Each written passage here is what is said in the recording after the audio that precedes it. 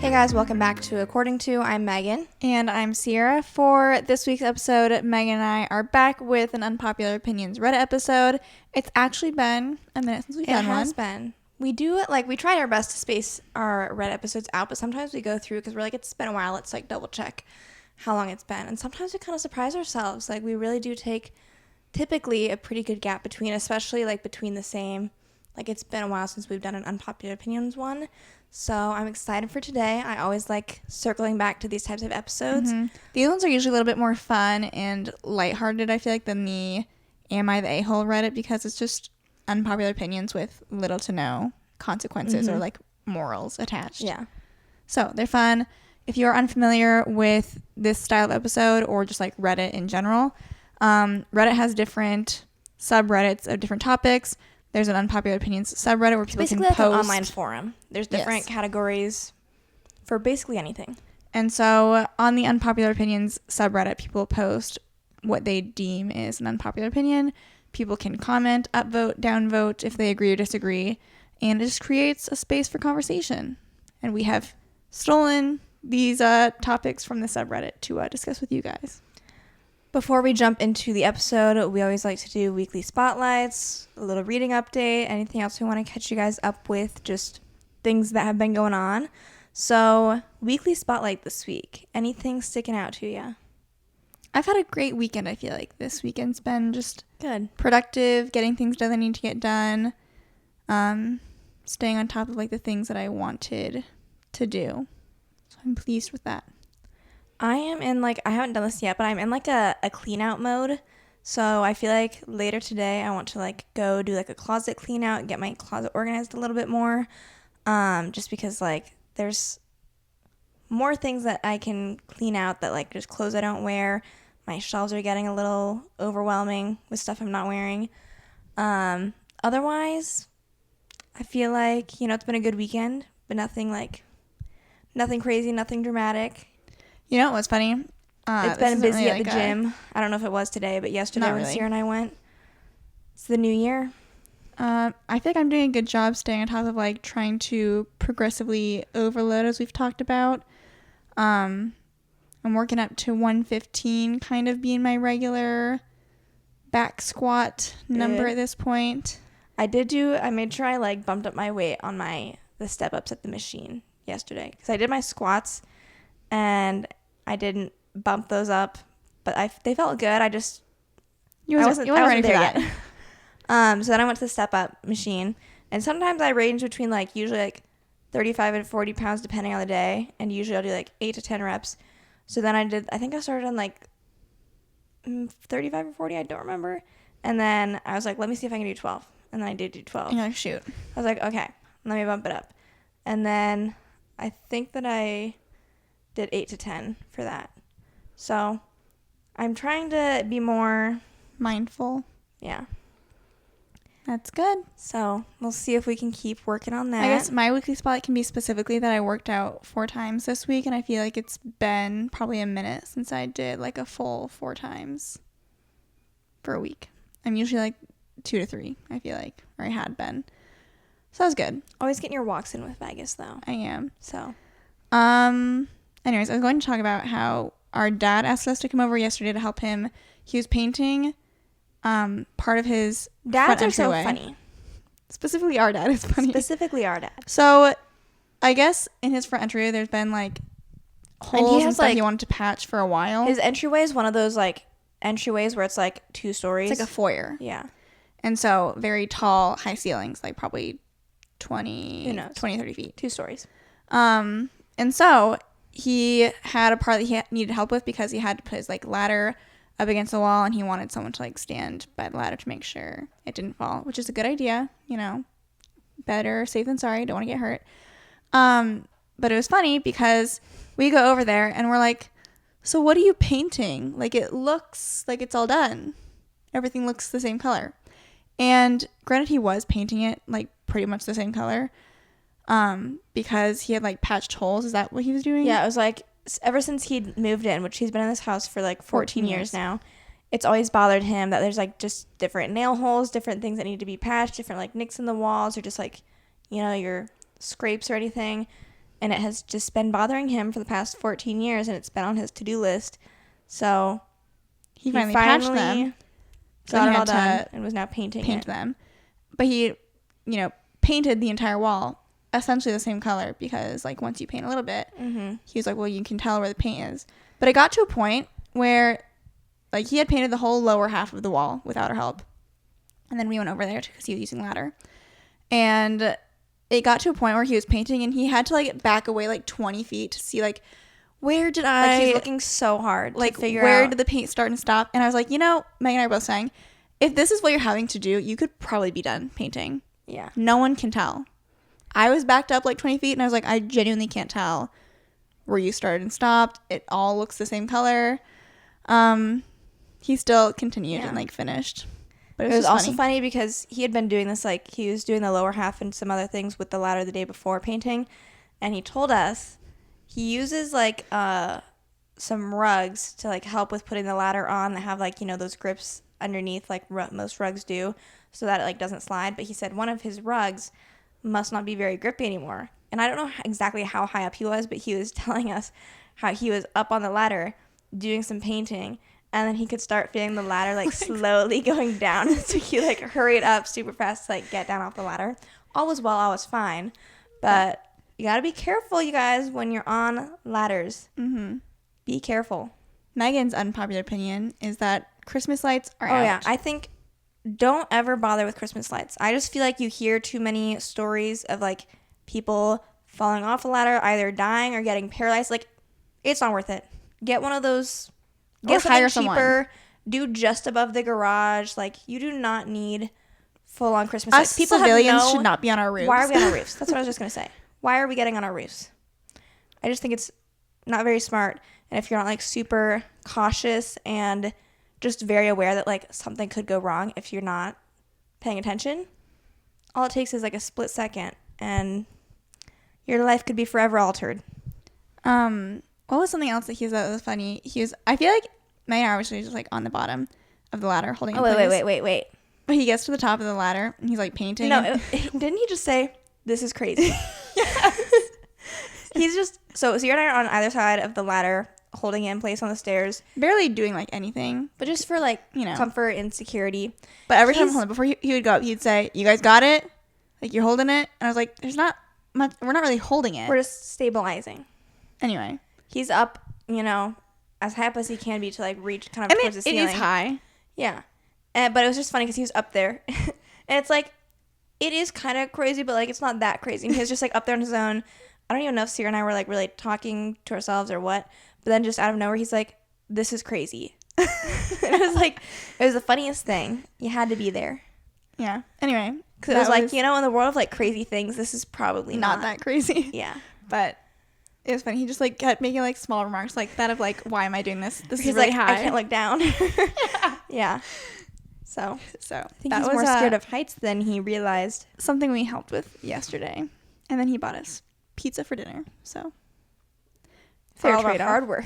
For all of our hard work stabilizing the ladder. We also, I don't know if we'll, like, share any of them, but Ciera and I made, like, a little list with kind of our dad's help, but he wasn't really, like, hitting the mark of what we were going for. Well, because it's pretty popular on, I mostly see it on TikTok. People do, like, their predictions for the year ahead.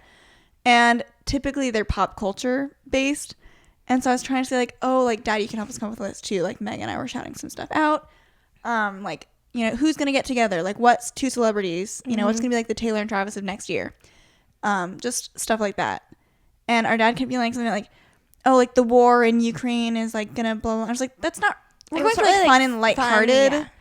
This, like, that may happen. Like, something you could make your own list. That's not really what I'm going for. That's not what I'm going for. Like, it's more like, ooh, like, what is something that, like, would be weird if you predicted? And he just wasn't getting the vibe of the predictions I was wanting. Meg and I, just to put, should I pull out the list? I know, I was like, you should pull out the list. The first one I remember, off the top of my head, Meg and I's prediction for celebrity couple to come to fruition is Lori Harvey and Jalen Hurts. I feel like that could happen. Feel good about it. We were trying to think of our original thought, which I still think this could happen, but we couldn't come up with, like, a good option to decide on. But since the Olympics are this year, I feel like there's going to be kind of like an it athlete of 2024 who is single is going to be getting a lot of hype and therefore following like another Olympics celebrity stuff. like slide into their DMs. Yeah. So watch out for that. I do feel like we're going to get like another high profile Olympic athlete and then maybe other A or B list celebrity reaching out to them. We said Pat McAfee is going to get dropped from ESPN. There's like, this isn't like, wouldn't be that totally crazy because there is some like, you know, issues seeming to be lingering with his show and the network. Our dad had predicted that Taylor and Travis are going to break up. I put in parentheses that was his prediction because I am not manifesting that prediction. I think they'll stay together.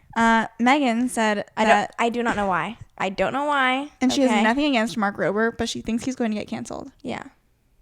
So, this is me trying to come up with like the weird thing that's going to happen of this year. So like we've had that one, the Suez Canal, and then there's also that was the Panama Canal. No, it was. I actually don't remember. Have there been two? Why am I getting confused? I think I said Panama, but I think it was the Suez Canal where that cargo ship got stuck. And it's like, I mean, obviously it was like not good, and there were like delays and stuff, but like it was overall like lighthearted. Like everyone's just like laughing, having a good time. Yeah. And there's Ocean Gate. That was not fun or lighthearted. But everyone was. But it was something that like was just like this crazy one-off thing that happened that everyone was like paying attention to.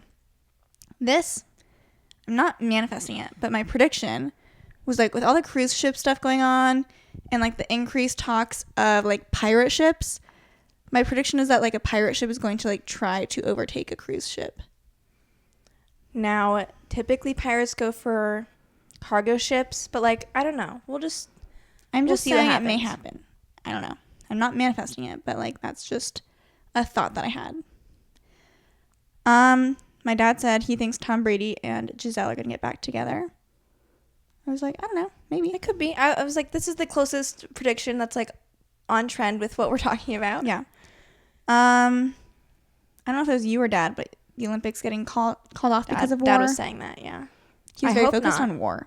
Yeah. I was like, this isn't really fun. Megan said that Putin will die from cancer. He had me on the war. I was like, Megan's like, you know what? While we're here, that's all we had aside from the Jalen Hurts and Lori Harvey getting together. So a mixed bag of sorts of predictions.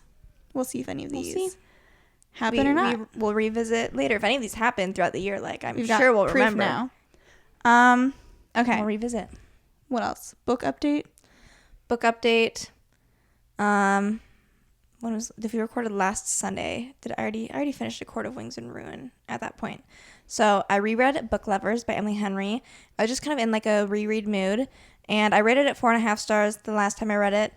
My rating stayed the same this time through, but I always enjoy Emily Henry's books. So I finished that, and then I also had started and am now focusing on Out on a Limb. I don't remember the author, but it's on Kindle Unlimited. And I've heard pretty good things where people who have read it are kind of like surprised at how much they enjoyed it. So I will say, and like I'm pretty sure it says in the summary, but for some reason I had like no thoughts going into this book, but it has a pregnancy trope, like an accidental pregnancy trope, which I don't typically like, but so far it's okay. I'm not minding it. So we'll see how it keeps going. I could finish it today because I think it's like reading pretty quickly. So I don't know. We'll see. I have entered my ACOTAR era per Megan's request. Finished the first book already. Gave that one 4 stars. I'm now reading the second book. It's so fun seeing the same thoughts and confusion of just like finishing the first book. And then like if you are in the book talk community, even if you haven't read ACOTAR, you basically know for sure about Resend and him being like who she ends up with. And then the whole first book is not about him. It's with a different guy. And so I went into ACOTAR being so confused, and I was like, what is going on? Why do people like this guy? And all of that. So I had no idea what was coming. So having read now, I guess now I finished all the first 3 books, it's fun to watch Ciera kind of have the same thoughts. And I'm just like, I'm waiting for the shoe to drop, you know? When I'm like, I know. I've kind of given Ciera hints of like when different big things happen. Like chapter 54 and chapter 55 are like the big things. But obviously, like, you have a whole story to read until then. So I'm planning. Like, that's like 500 pages in. Yeah. At the latest, because I'm trying to like really be more intentional starting my reading off right and like staying on top of it, because especially since these are longer books, like I'm trying to stay on top of my reading, at least in the beginning, not hopefully end up in the same spot I was in at the end of last year, reading my 50th book on the... She's literally finished like 4 books now, and it's Insane. January 7th. Like, I don't know how you read I go so on my fast. Goodreads and she's like, start, finished, rated. Yeah. But I'm enjoying it. I will have to see if I give this one like 4 stars or like anything other than that. I definitely think it would still be like minimally 4 stars.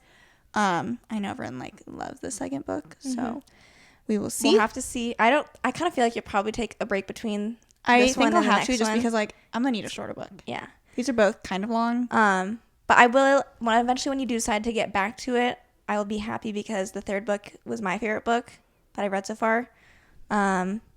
So that one I did rate 5 stars, which everyone's like, the second book is like their favorite book of all time. And I did enjoy that book, but I liked the 3rd one more. So it'll be interesting to see how it stacks up for me. Yeah, your rating. Okay. Let's get into some unpopular opinions. So, first one I have is, it should be okay for children to call adults by their first name in casual settings.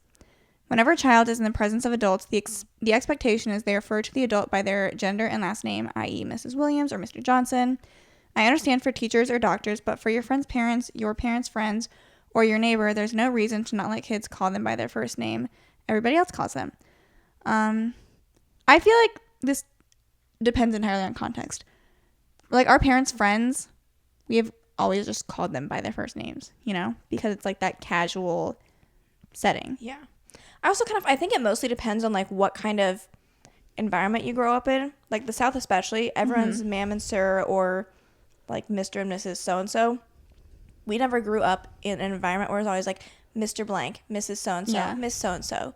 Like I just never call anyone that. Like that's just not really what people do, at least in our family, but I don't really feel like it's the general consensus around town. So I think that's probably where it mostly And I think matters. like if there is like, it's typically also like the less you know someone, it's based off of like how like much of a stranger are they, and then like what is your relationship to them. I guess it's like the same thing. But like if it's a neighbor that you've never met before, then you're like, oh, like that's Miss Johnson across the street. You would be like, oh, like that's Katie across the street. Yeah, you know what I mean? Who's that? So I think that's like the Johnson family, They're the Johnsons. So then that's Miss Johnson, Mrs. Johnson. So yeah, I think it probably just is different based off of where people live and what they grew up with. Okay. My first one. Some people, I will say, just like to this person's point, some people get very offended. I know, kind of like you can't really control how someone else perceives what you're going to do. I was going to kind of go on a tangent, but I was like, I'll let it be. If someone lives in the South and grows up in the South, no matter what your experience was growing up, if you don't call someone by like sir or ma'am or Mr. Mrs., like in their experience, that means you're being somewhat disrespectful. You can't really change their perception of that. So there's just going to be a mismatch no matter what. Like I read that and I see that and I'm like, I don't see any disrespect with calling someone just by their first name. Like it's your first name.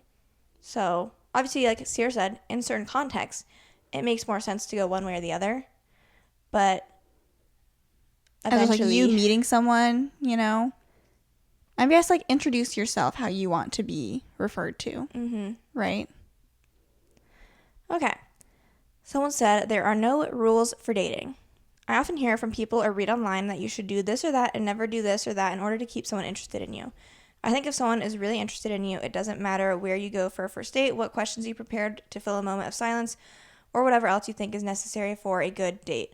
With the right person, you can literally just sit in an empty room on 2 chairs and it will still feel right. And if someone rejects you because of these things, you would have never been a good pair anyway. I feel like in some ways this makes sense.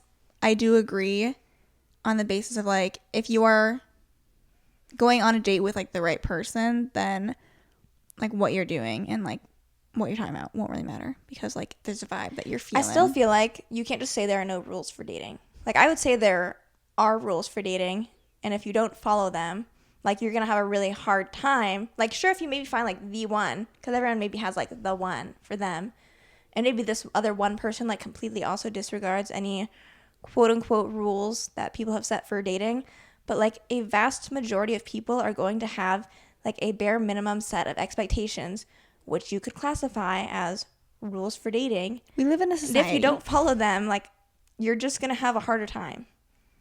So like, it's probably like most people, not everyone's gonna follow this, but it's like most people, like the standard is like the guy should ask the girl out. The guy, if he asks you on a date, should be the one paying. Like the traditional things that people do when they're first starting to date. If a guy is very like anti that or not following protocol, a lot of girls are going to probably not be interested. Obviously, though, if the guy is super interested in the girl, maybe he'll be like, well, of course I'll do X, Y, Z, whatever. Yeah. I don't know. I just feel like you can't do a blanket statement of like there are no rules for dating. I'll see what other people say, though. There are no codified rules about dating that everyone recognizes true, but there are some generally accepted practices which a lot of people follow.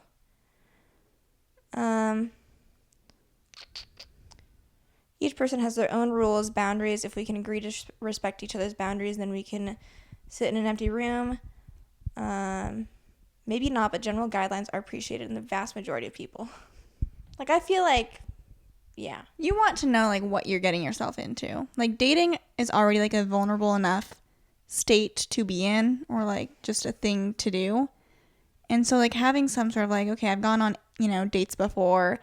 This is what happens. Like, it can be comforting.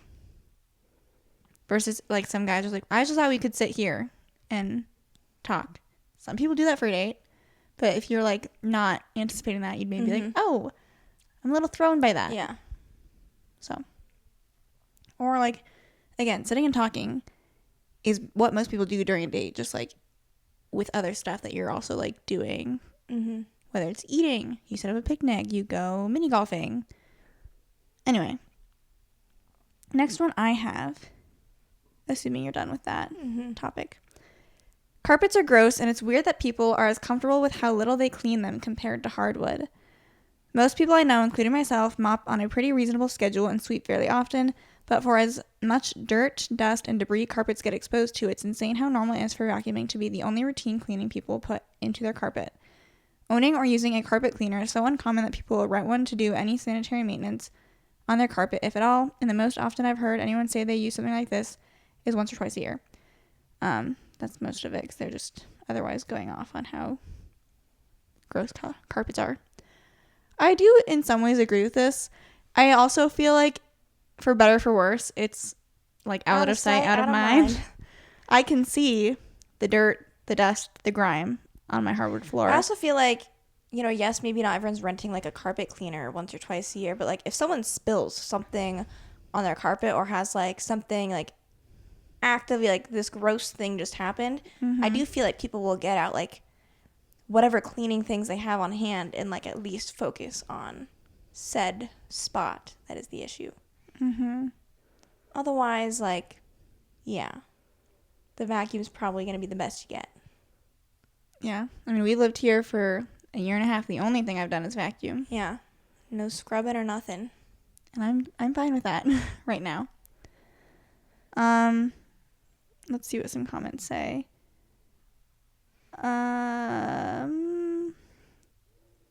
It's one thing if you don't wear shoes and extra careful with food, but that's not the norm. I think they're responding to that. Because I know a lot of times hardwood floor is more heavily trafficked with shoes on. Like, we don't really typically wear shoes upstairs where a carpet is. And, like, the hardwood's on the main floor. Like, there's just more traffic, more going inside, outside. And then we typically take our shoes off. So I just feel like the hardwood also just gets dirtier. Yeah. Okay. Okay. My next one. Women are less emotionally mature than men. This person said, I'm tackling this from a Western perspective, so in cultures where women are still much lower status, this need not apply. Thank you. Okay. Women are less emotionally mature in nearly every respect.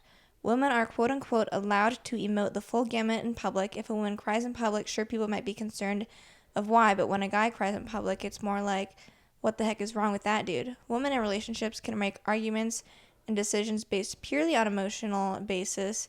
Their beef du jour could be based completely on something emotional and not logical whatsoever. When a man brings up his emotions, especially in regards to a problem happening in a relationship, the problem is no longer the problem. His emotions are now the problem. What is that? Because so far his argument is very much one of those one things where it's like, you can't use these in an argument because, like, nothing's actually being proven here. A fallacy, something like that. Straw man fallacy. Ciera can look that up. Let me Google this. One of those fallacies. Anyways, when a man brings up his emotions, I already read that. When a woman has a problem in a relationship, no matter how emotionally they bring it up, a guy has to hear it, talk it through, solve, and move on. Vice versa, a woman tends to see a man's emotions as some sort of threat, a foreign invader that must be argued against. I didn't mean to make you feel that way. That's not what happened. Or instead of arguing against it, dominating his emotions with bigger emotions of her own, him brings up an emotion, her cries or gets angry in response, and now yet again the man has to tend to the woman's emotion because she is too emotionally immature to handle her own, especially in the face of someone else's emotions. Women are constantly telling men, share your feelings, but then we are punished for it in some way, shape, or form. Either, as I said earlier, I have to tend to women's emotions because of the emotions we brought up, or a woman shut down in the face of our emotions. Either way, leaving us feel like it was better to never have said anything at all. Okay, before jumping, all the way into that, I did pull up what a straw man fallacy is. I don't think this applies in this scenario. A straw man fallacy occurs when someone distorts or exaggerates another person's argument and then attacks the distorted version of the argument instead of genuinely engaging. So the example is, I think pollution from humans contributes to climate change. And then the person attacking with the straw man argument says, so you think humans are solely responsible for extreme weather? What about volcanoes? Are we to blame those too? Okay, so, well, probably maybe it's not that, applicable. But I feel as though this person has like a perception of men and women's emotions that does not align with my own perception. You should speak your mind. In the sense that I think they are lying. They talked a lot about how, like, when men, like, show emotion, women feel the need to, like, say, like, well, stop feeling emotions, right? Did they not say that? What did you say? Like, when men show emotion, women's response is to be like, well, don't show emotion. He was saying that he feels like women get emotional at a man's emotions, and then the man has to then tend to the woman's emotions before, like, being able to actually, like, fully share his thoughts. I feel like here's a couple things, and obviously, like, this is all very, like, personal and, like, your personal experience and what you view as being an appropriate emotional response versus not. The one thing that I would say, I don't know if this is, like, what's happening in this situation, but, like, anger and frustration can be an emotion. A guy could have those set emotions and don't view that as being emotional. Or is that what you're saying? Or are you saying something else? I feel like they view that as being like, this is their emotional response, and they're always like being told, or he's saying women to say, share your feelings. But it's like, I would agree, it's not uncommon for, like, let's say if a man's like raising his voice in an argument or something, not that a woman can't too. Not that a woman can't do that too, but yeah, like a woman, I could envision a woman getting emotional and like crying or being upset about said emotional response from the man. So I think it's about, like, that's an instance where I could see that happening, and then maybe the man feels like, I now have to, like, tend to you. But I kind of feel like if you are doing your best to share your emotions, like, verbally and explain how you're feeling and not making it so much about, like, tone or, like, tearing down whoever it is you're talking to, I feel like you should be able to work through and actually have the conversation, which is probably, like, both of your goals. I also do feel like these are, if we're all talking about, like, emotional reactions and responses, in theory, like, those are hard to control, whether you're, like, a man or a woman. And so, like, if a man, like, has an emotion of, anger or whatever that causes him to then raise his voice, how can you then be upset if like the woman that you're talking to has another emotional response and a response to your emotion where like now she's upset, and then like what's your response on top of that? Mm-hmm. If you feel like, you know, oh, now it's my job to like make her feel better. Like, you don't have to, in theory. Yeah. You could say, like your emotional, you can feel your that. emotional response to that could be, I'm annoyed by you. That's not emotion, but I don't know. I don't feel like that makes one sex more or less emotionally intelligent than the other. Yeah. Some people are also saying like you associate demonstrating emotions in public as emotional immaturity, when the ability to demonstrate emotions safely is a defining characteristic of maturity, which makes me think this is a projection from a very insecure man. That's what they said. Man's like, I'm quoting someone else. This is not what I said. Yeah. Okay. Next one I have. Shoveling snow is fun. Anyways, I've always heard of this as an annoyance or even a reason not to live around here. Why move up north where you have to shovel your driveway just to leave the house? And I get that in worse areas where it's an everyday thing, it might suck, but shoveling the driveway from time to time isn't that bad. I'm all nice and bundled up in my coat and gloves. I have music or a podcast in my earbuds, and there's a gentle, serene nature to the world when the clouds are blocking out the light and the only sounds are passing cars and the very faint sound of snow falling on the ground. It's very peaceful, and I look forward to it. I do not agree. Good for this person. I'm glad they have disagree. found solace. Mostly, here's my issue. Because, like, it's usually cold when you go out to shovel, I, like, get bundled up because I don't want to be out there cold. And then I'm in the midst of shoveling, and then I start overheating so badly, but I can't go in and, like, change what I already put on. So then I'm, like, my arms are sore, my back is sore, even though I try my best to keep my form decent. I always get, like, a... Especially if the snow is wet. Like, my back. Yeah. Because I'm always going, like, one-sided. And then I get, like, I don't know if a stitch is, like, the right word. But, like, I get, like, ooh, I can feel my back is tweaked a little bit. Someone said, depends on the total inches. At over 6, it's exhausting. You gotta get, like, if it's gonna be snowing up a storm, it's supposed to start snowing here soon. You gotta get out for and 6 do, to 9 inches. Oh, my God. And especially, like, if it's overnight. That is the worst, because then you have to get up earlier. Start, like, Monday during the day. So, like, that's kind of going to be, that could be rough for the commute home. We'll see. And then, like, it's supposed to snow through Tuesday, I swear. So, good luck. I just don't like to snow in general. Especially when it's in the midst of snowing. Like, once it's on the ground and, like, it's been otherwise shoveled and the streets are cleared, the salt's been laid out, I'm like, okay, whatever, it can stay. When it's on the roads and on the sidewalks in my driveway, I'm annoyed. I do listen to, like, music or podcasts usually. Like, it can be an okay task, but it's not something I would say is fun. I'd rather not do it. Okay. My next one is, I don't get how one can feel lonely in a big city. I'm coming from a small city in Sweden, so if I'm just very wrong, please enlighten me. But the way I see it is, when I Google communities and groups interested in things that I'm interested in, I never get them for my city. I get them for Stockholm. I get them for Gothenburg. I get them for big cities because duh. So many people live their course. Hold on. So many people live there. Of course, there's lots of groups holding various events for thousands of different interests. How come some of y'all stay at home in your apartments in your big cities feeling lonely? Just Google X things to do in Y city, and I guarantee that you'll find at least a very small group sharing your interests. That's funny. They're probably correct in that finding your community is a lot easier in a big city, but I feel like it still doesn't tackle just, like, human nature of, like, wanting to... Or even if you find, like, X group to go hang out with every Monday or Tuesday night or whatever it is, like, you don't know, like, the level of those connections people are going to build with people. And I feel like loneliness comes from not having, like, deep connections, even with just, like, a few people. And so, like, they might go to a group every day of the week. Stuff, you know? And it might help, like, decrease feelings of loneliness.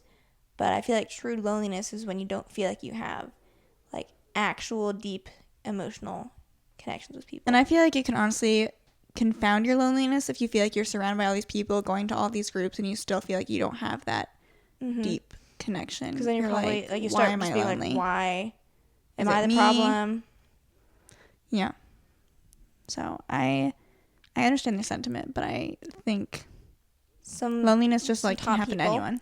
Surrounded by people, but none of them are my friends. When you have problems, you have nobody to lean on. When you have a birthday, you have nobody to celebrate with. Sure, you can go to a book club or book reading club and enjoy that, but will they celebrate your birthday with you? Will they be there when your mother dies? Oh my God, that makes me like, that was beautiful. So, what we said, but more eloquent. Yeah. Okay, you're on the next one. Sad or slow songs should be played way more often. In all places where popular music is played, radio, concerts, parties, I think sad and or slow songs should be played way more often. People will say it kills the mood or whatever, but I think it does the opposite. People bond over shared sadness more than anything. And what was the song? No, I was going to bring this up. Shallow. Yes, I was like, that's why I was like, honestly, yeah, I agree with this. When we were in, I was just having a memory. When we were, brought don't back be wrong. to me. Do I go out a lot? No. And like when I go out, when there's like nice, upbeat, fun pop music, like that can be a lot of fun. But the most fun that I had when we were in San Antonio with our PT class, when we were all out at a bar, was when they played Shallow over the speaker, and just like everyone's like hands on their shoulders, like swaying back and forth, like belting out this song. It was beautiful. It was a very human connection, human experience. And so I agree with this. I think it has to be a song that you like can belt. Yeah, though. and it has to be like obviously still popular enough where like people know it, and like there's gonna be certain slow songs where that works like better. Bad Day. I feel like Bad Day would work. I was gonna bring that up. I was like, that's like I call it my soul song because like I don't really know what else to call it, and I haven't listened to it for a while, but it's just like one of those things where it's like it's a slower song. I feel like most people's soul songs, it needs to be like a slower song, but it's just like one of those songs you can belt out, has a little bit more meaning than just like your pop stuff. And Bad Day is mine. I wish that I had like a video like recorded of that moment, like when we were all singing Shallow. I wonder if anyone else I don't know. No one else probably like thinks of it, but I'm just like that moment. Core memory for me. So I agree. Let me see if there's some comments. Someone said, nope, I remember when Adele's music was everywhere. Her depressing ballads always brought the mood down when they came on the radio. I feel like everyone, like, depending on the Adele song, I feel like people could, like, belt an Adele song out. Yeah. Anyways. Like Rolling in the Deep? Right? Okay. Rewatching movies is as entertaining as watching them for the first time. Obviously, I'm talking about great movies and not those which are fun in the moment but forgettable in the long term. What I love about rewatches is that there's no such thing as expectations for a movie. You already know what kind of plot and directing style you are getting into, so personally it feels like you're a bit more immersed into the world. You're with these already familiar characters living through the story because I already know how the movie plays out roughly scene by scene. I enjoy a lot anticipating my favorite dialogue, lines, acting bits, or the film's cinematic moments. Watching all this. Yeah. I think this is true, but only for movies that don't have like an insane plot twist. I agree. Like a comfort movie, for sure, because then you just like get to enjoy not so much like watching it for the first time, but like the small things like they just mentioned of like the anticipation of like, oh, I know this is coming up, and like I'm excited for it. But when you're like watching a movie that has like a big plot twist, I think that's not as rewatchable. Things. I also feel like, because here's the thing, I love going out and watching new movies for the first time. Rarely, sometimes, like I do enjoy watching a new movie here, but I know myself enough to know that usually when I'm at home, I'm trying to do something else in the meantime while I have just like something on the TV. So like I love, like I will put stuff on that's either like live TV, like sports or something, so I don't really care that much about it, or like a show I've seen a million times or a movie I've already seen before. The home is for the rewatch. The theaters are for the new stuff. Yeah. There's no other way about it. Like I cannot watch a new movie at home. I can, but we can and we have, but it's just not as, like, inevitably you're probably going to be like, oh, I'm like not paying attention right now. That was when we went through so much work to get our Netflix figured out with all like the stuff they'd going on, and ended up getting it after like I swear an hour of trying to get it on because Megan wanted to watch What do you want to watch on Netflix? It was something you had already seen. I know. I'm trying to remember Was what it? it Oh, was. Set It Up. Oh, Set It Up. Rom-com. And so we do all of that work. She turned it on. Like 15 minutes in, she's like on her computer on her phone. And I'm like, are you enjoying the movie that we just did all of that work for?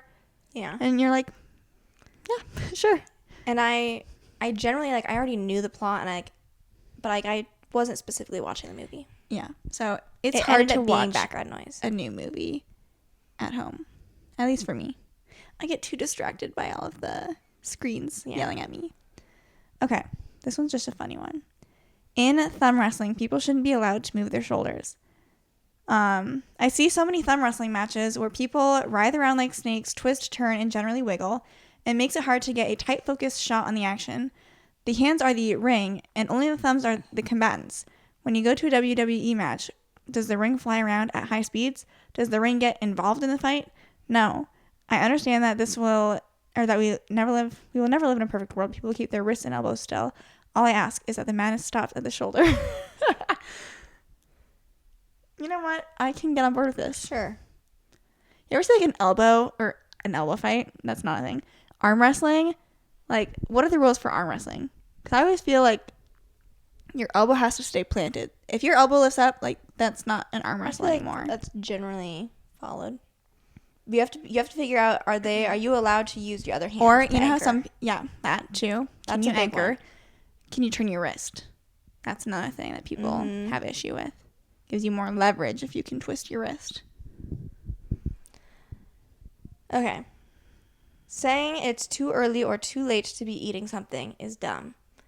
I'm aware some things like it's too early to be drinking beer make sense on a workday or a day where you need to have clear judgment. However, if it is a weekend or a day off where I don't have to worry about doing things, let me drink my morning beer in peace. So long as I'm not hurting myself or others, who cares? It's still going to destroy my liver no matter what time I drink it. It doesn't just apply to beer. It also applies to food and other drinks. If I want to have a burger for breakfast, it is my right to do so as a human. You might argue, but that is too much fat for the morning. But then why do pancakes and donuts exist? People seem fine with these. People also claim it's too early to be drinking soda, yet no one can give me a valid reason why. It's not hurting anyone, and soda is still unhealthy no matter when you drink it. I also dislike it when restaurants also try to enforce these rules on us. I understand logistically it does not make sense to fire up the grill for the 5 people that want a burger at 5 a.m. And as a consumer, I have the right to choose where I get my meals. However, even in the restaurants where they allow you to get their dinner and lunch menu later in the day, employees still seem insistent I get their breakfast menu. They do all-day breakfast now for the 10 people that probably want a nasty biscuit thing for dinner. It's their right to do so, and I'm not complaining about that, but why is it suddenly a sin to do the opposite? I've also heard the argument that in the summer, it is too warm outside to be drinking hot chocolate. I could see if it was 100 degrees out, but even then, it's just warm chocolate milk. I don't see the big deal, considering how people will drink coffee in 100-degree weather. This whole thing is just dumb and an excuse people use to judge what you're eating. Thank you for writing that. Yeah, I love the way that they wrote that. As someone who has had unconventional breakfast foods, specifically chicken and dumplings for breakfast. Yeah, that used to be something we did. I very much, and also I kind of have my own. You know what I think it is? I think this sentiment is shared by all breakfast haters. Probably, because we are the opposite. All breakfast lovers, they can have breakfast whenever they want. And that's accepted among society. Breakfast for lunch, breakfast for dinner. But then everyone who if you don't like cereal, I've grown to appreciate more breakfast things. But when I was younger, I hated breakfast. I would find things that I could tolerate to eat. But again, that led to me eating chicken and dumplings for breakfast. Mm-hmm. And so this other person seems to share the sentiment that they do not like breakfast. Yeah. And want their burger or whatever. I feel like I try my best to follow certain societal rules, mostly in the sense of my own. If I'm going to have my one pop for the day, 1 or 2, I'm going to enjoy them later. I don't need it at 6 or 7 in the morning. So that's kind of yes, I don't do that, although I have before. There's been, not before work usually, but if we're going on a road trip and we're leaving in the morning, guess what? Might pack one with me. So I certainly agree with this person's sentiment. Mm-hmm. I agree too. This one is another food kind of based one, similar to what they were talking about. Ice cream and iced drinks taste way better in the winter. Anything cold tastes better in the cold. Don't ask me why, it just does. Just hits different. I don't really like eating ice cream, but come winter, I've suddenly got some in my freezer, I would guess. I'm buying the iced drinks that I don't even crave or buy in the summer, but now it's a regular. I say this because people at work look at me like I'm crazy. I'm not crazy. I just have an elevated taste preference. LOL. Elevated taste preference? I mean, here's the thing. I'm not going to argue I love with a you sweet because, treat. like, I'm a sweet treat person Warm, all hot, day. cold. Any time of year. So. But to say it tastes better in the winter, I don't know about that.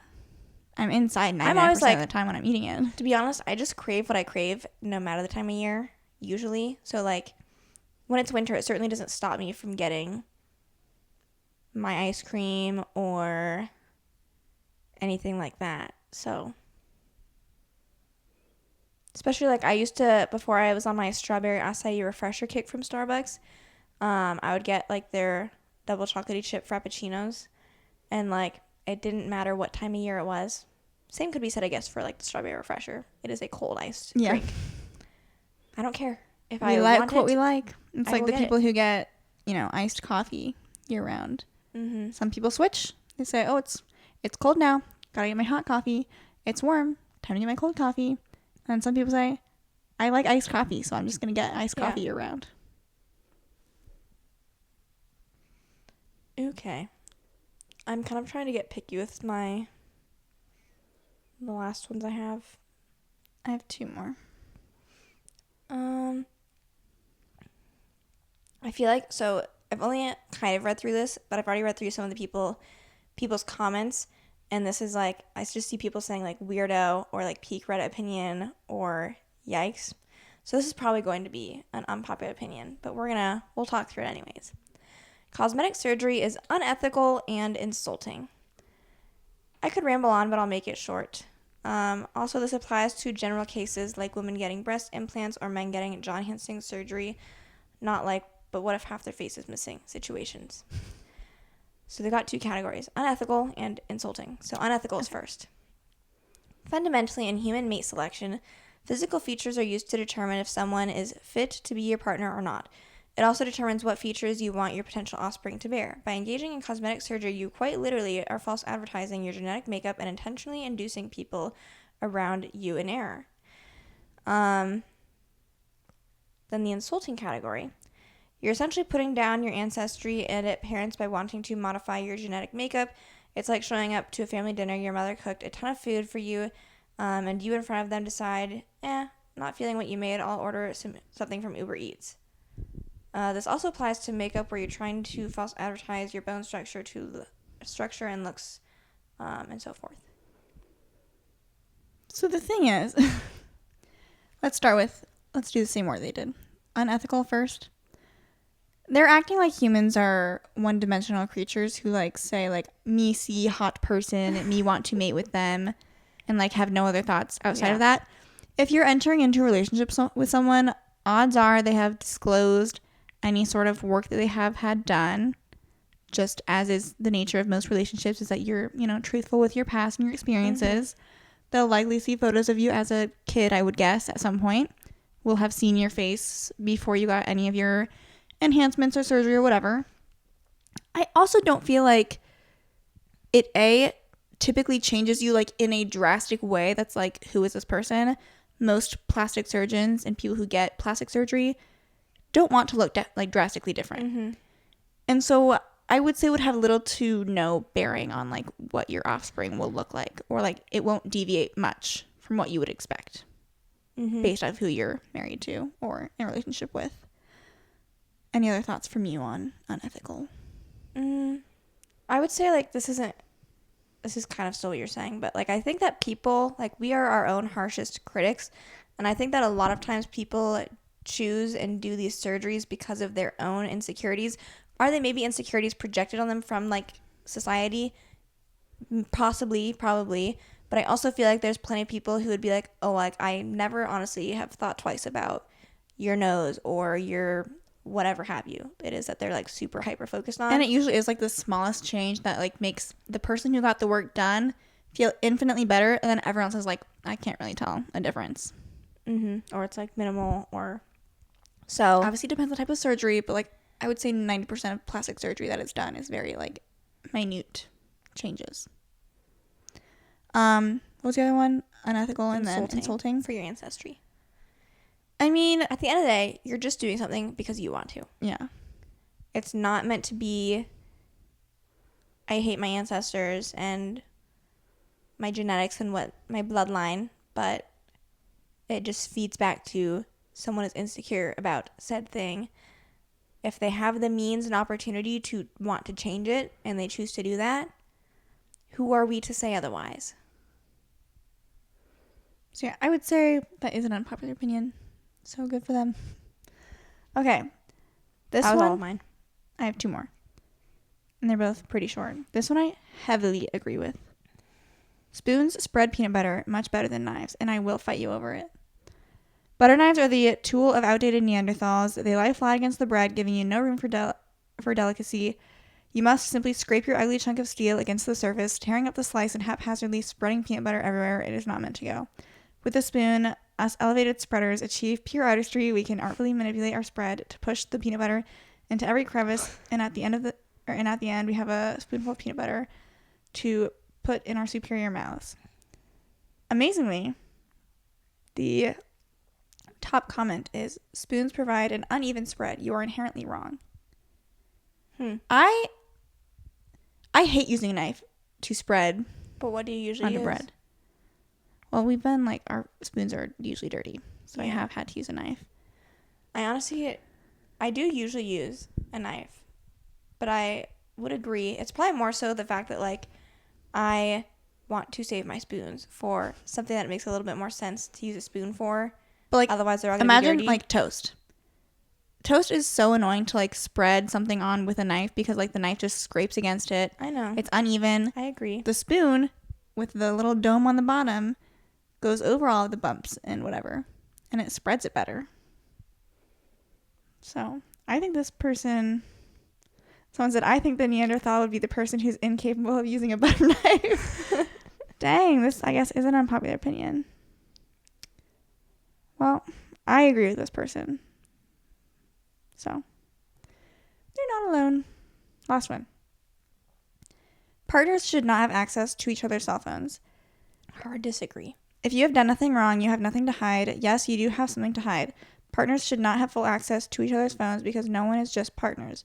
You are also a friend. Wait, what did they just say? Didn't they just backtrack on themselves? What did they just say? Wait, what?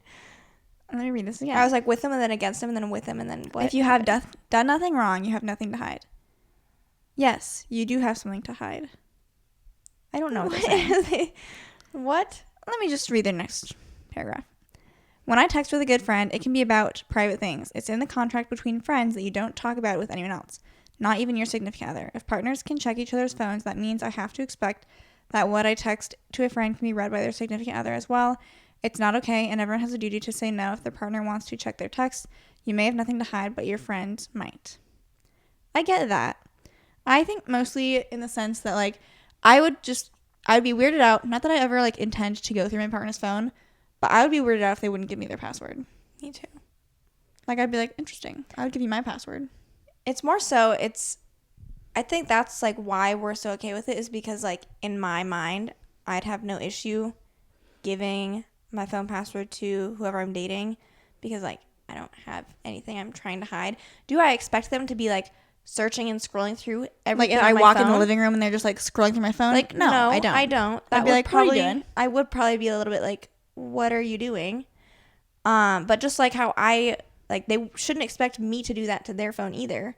So I think it's more so like I just kind of think a little bit more broadly on like it's not so much like a distrust situation or anything like that. And I just kind of like have like high hopes for like who I end up choosing as someone to date to like not have them be a dumb person. You know what I mean? Same with like me.